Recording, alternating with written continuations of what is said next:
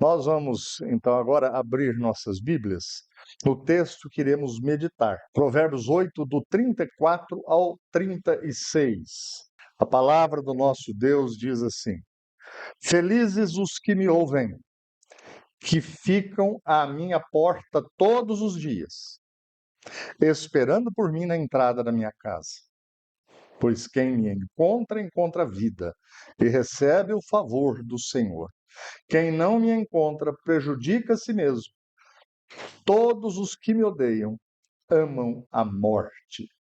Felizes os que me ouvem. Amém. Vamos orar?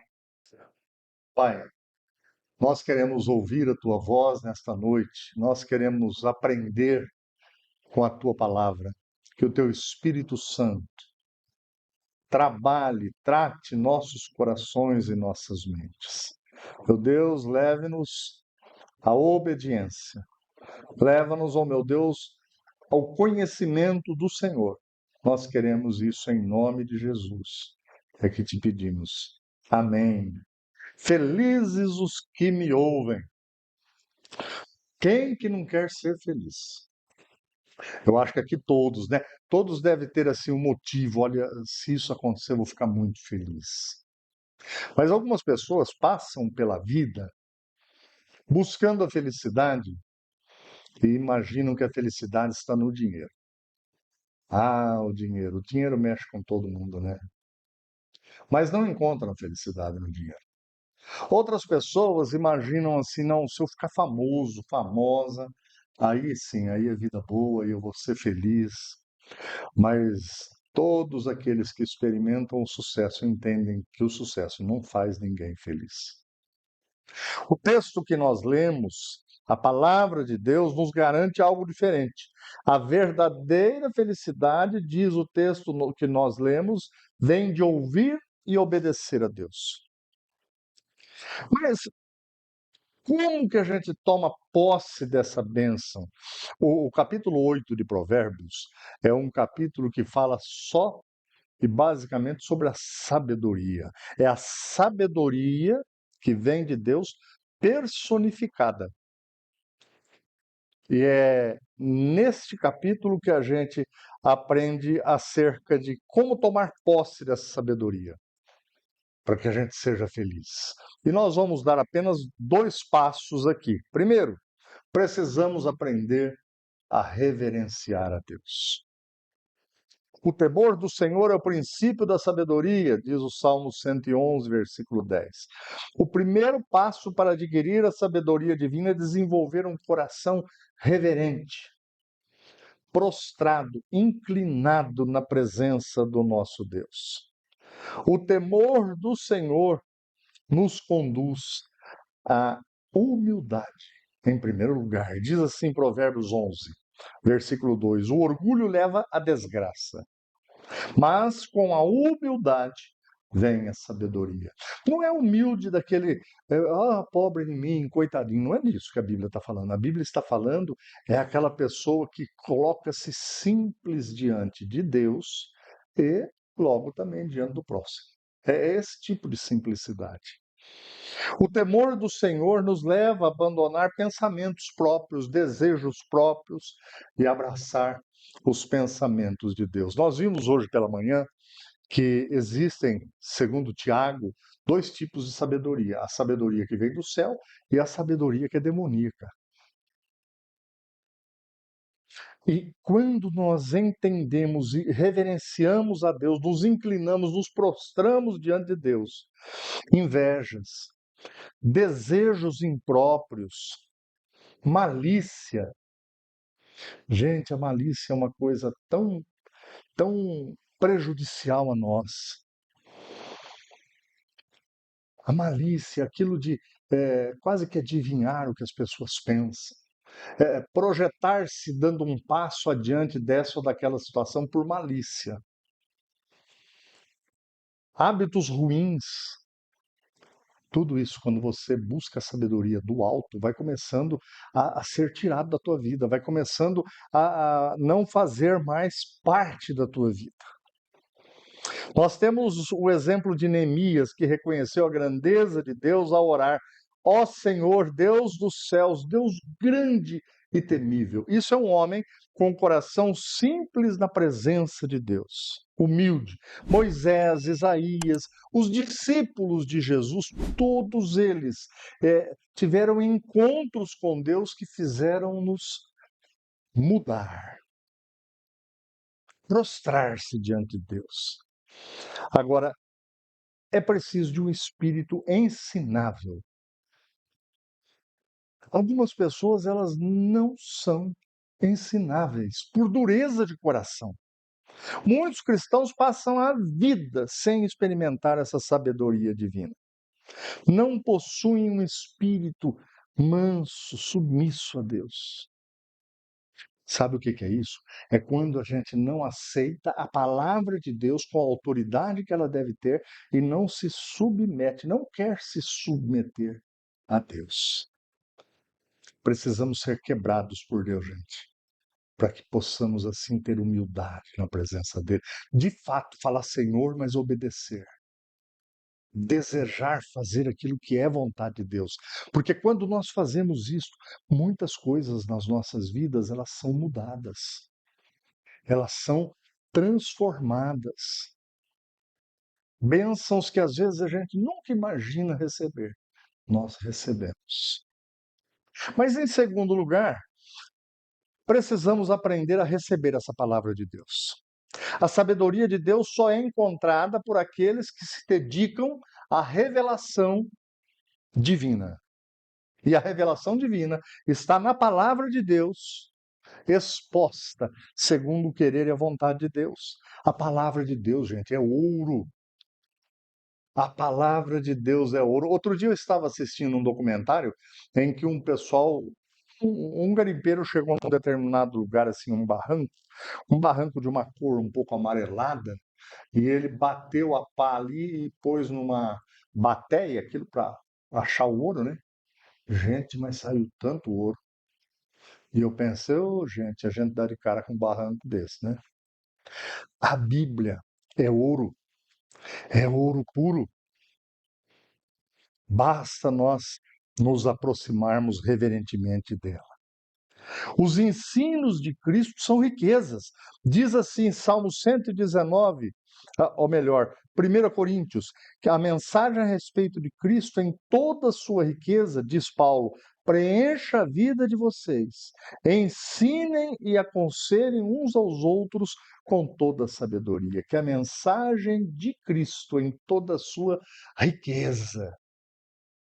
A palavra de Deus é a fonte de toda a sabedoria e discernimento para a vida cristã. Nós precisamos absorver as escrituras sagradas. Sabe? Numa determinada ocasião, disse que um membro de uma igreja, já membro antigo, uma pessoa conhecida da igreja, ela começou a reclamar e a dizer assim: olha, nos últimos anos Deus não tem falado comigo. Eu não tenho mais sentido aquela coração ardendo por Cristo como era no início.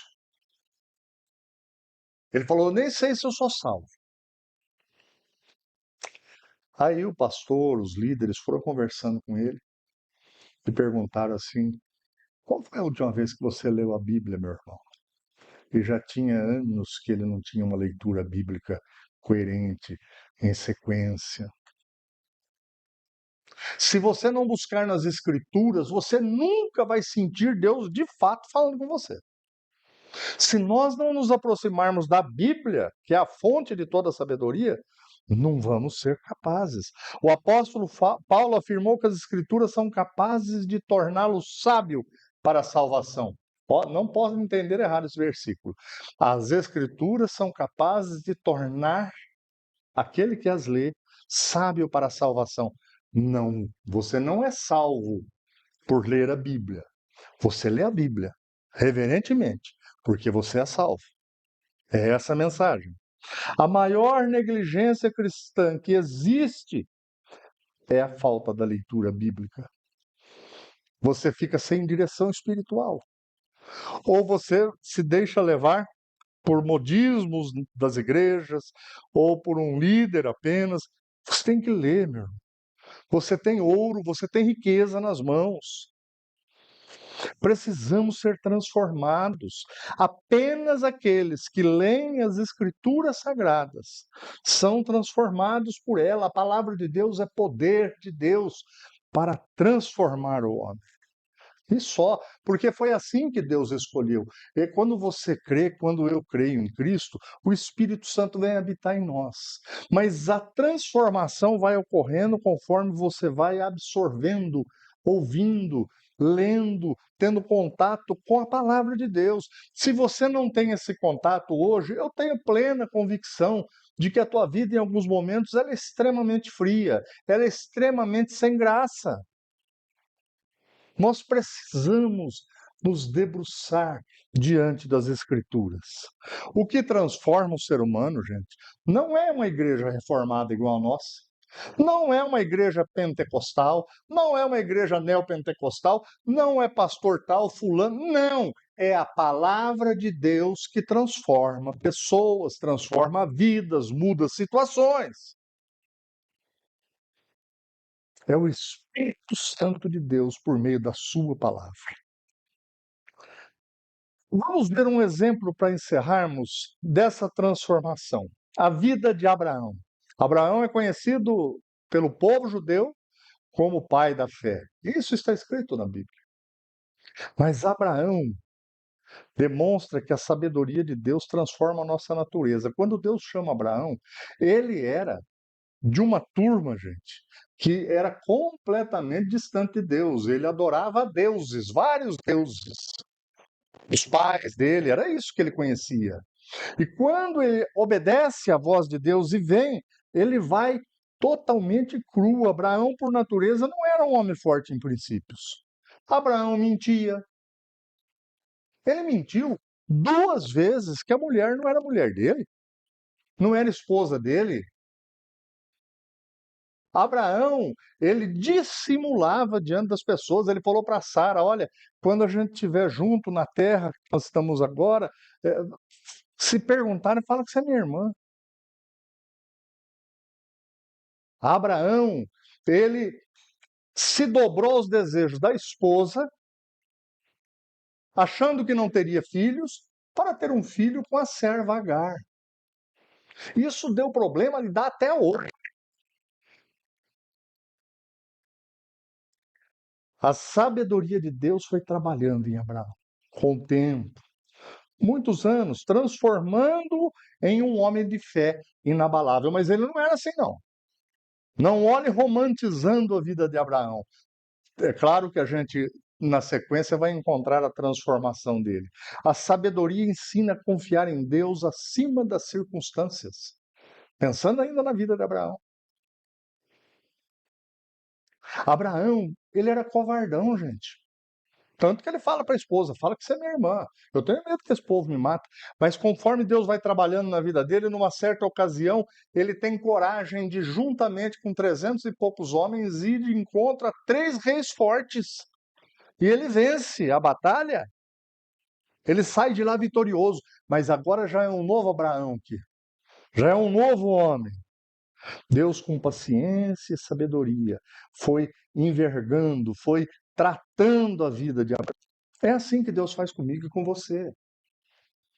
A sabedoria, por fim, nos leva a uma vida íntegra e alinhada com Deus. Esse é o Abraão que a gente conhece já no final da sua vida. Um homem cheio de fé, um homem que conseguia descansar em Deus a tal ponto de Deus falar para ele: traga-me Isaque para me oferecer o seu filho, o único filho, o filho que Deus amava, diz a Bíblia. O filho que Abraão amava. E Abraão levou. Amarrou o menino em cima de um altar de lenha e ia triscar fogo e matar o menino também. E Deus fala: não toque no menino. Mas agora Abraão já é um homem conduzido a um relacionamento de total confiança em Deus. E às vezes a gente lê a história de Abraão e pensa: mas ele era pai da fé, eu não vou ser assim. Claro que você pode ser. Todo homem, toda mulher de Deus experimenta a mesma graça, gente. A minha vida, a tua vida, ela tem que transbordar da graça de Deus a tal ponto que em alguns momentos a gente viva tensões, pressões, e a gente suporte. a gente consiga caminhar. Nós podemos observar uma progressão, uma ascensão na vida desse homem Abraão. A velha fraqueza ainda aparece de vez em quando em Abraão, em mim, em vocês, mas certamente, colocando-nos diante do Deus da palavra e da palavra de Deus, nós vamos a cada dia sendo alguém melhor, maior na presença de Deus. Tudo isso é fruto de um homem e de uma mulher que ama a Deus, se reverencia a Deus e ama a palavra de Deus. Abraão se transformou de alguém mundano em um homem de Deus. Abraão era mundano, totalmente. A felicidade verdadeira está em ouvir e obedecer a Deus. Quem encontra a Deus encontra a vida. Deus é a fonte de toda verdadeira sabedoria. Você está precisando de sabedoria na tua vida, no teu casamento, para criar seus filhos? Você tem precisado de sabedoria para tomar decisões? Pois a sabedoria, ela tem um nome: Jesus Cristo. E a palavra de Deus nos dá direcionamento para tudo em nossas vidas. Decida hoje priorizar Deus na sua vida, de fato e de verdade. Você já leu a Bíblia toda? Se não, saia daqui hoje com um compromisso na presença de Deus. Eu vou todo dia ler um pouquinho, Senhor. Existem milhares e milhares de métodos, de programas para leitura bíblica. Você gasta diariamente com a tua Bíblia o tempo que você gasta nas redes sociais, na internet? Eu não estou aqui querendo ser aquele pastor chato, não, gente. Eu quero é que você saia daqui com ferramentas para ter a vida transformada, mudada. Você quer ser feliz? Então, ouça a Deus e a sua palavra. Que Ele nos abençoe, que Ele nos guarde e que nos dê esse presente, saindo daqui hoje com vontade, com desejo de ter a vida transformada. E certamente seremos felizes. Feche os teus olhos, vamos orar. Pai, eu tenho certeza que todos aqui presentes, todos aqueles que nos ouvem, nos assistem, desejam a felicidade. As pessoas no nosso entorno às vezes prometem tantas coisas. Alguns dizem facilitar a vida por métodos, por passos da felicidade, mas a tua palavra é verdade e nós queremos ser dirigidos por tua palavra, pelo Senhor. Ó Deus Espírito Santo, atua em nossos corações, em nossas vidas, para que a gente, nesta nova semana, nós tenhamos novidade de vida, nós tenhamos caminhos novos a serem trilhados, nós tenhamos a tua graça transbordando em nossa vida. Abençoa cada um que está aqui nessa noite. O Senhor conhece a vida, a situação, o anseio, os desejos, às vezes sobre uma necessidade. Abençoa, Senhor. Tu és o Deus provedor de tudo e de todos. Nós suplicamos a bênção do Senhor nesta noite, em nome de Jesus. Amém.